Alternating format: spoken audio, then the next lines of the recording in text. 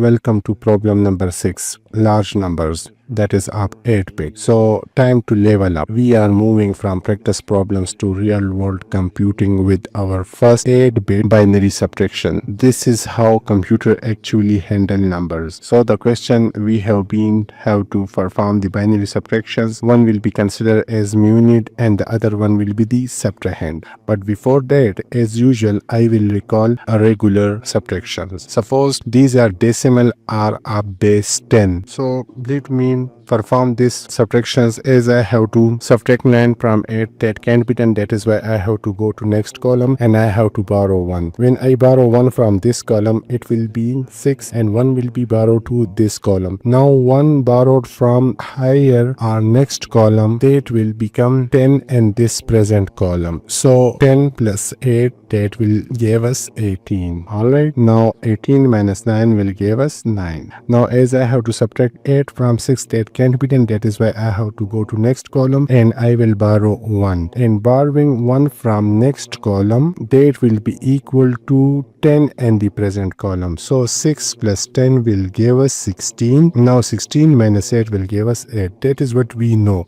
So definitely borrowing 1 from next column, that's value in the present column totally depends on the base. Like here we have 2 as a base. So that is why borrowing 1 from next column will have a value of 2 in the present or current column. So let's do this one. So I have to subtract 0 from 1, that will give us 1. Here also 1. Now I have to subtract 1 from 0, that can be done. That is why I have to go to next column and here it will become 0. And now 1 will be borrowed to this column where it will be equal to 2. Alright, so borrowing 1 from next column and binary subtraction, that will be equal to 2 in present column. Now 2 minus 1 will give us 1. And again it has been 0. So borrowing 1 from next column, so this one will become 0. And now this one will be equal to 2.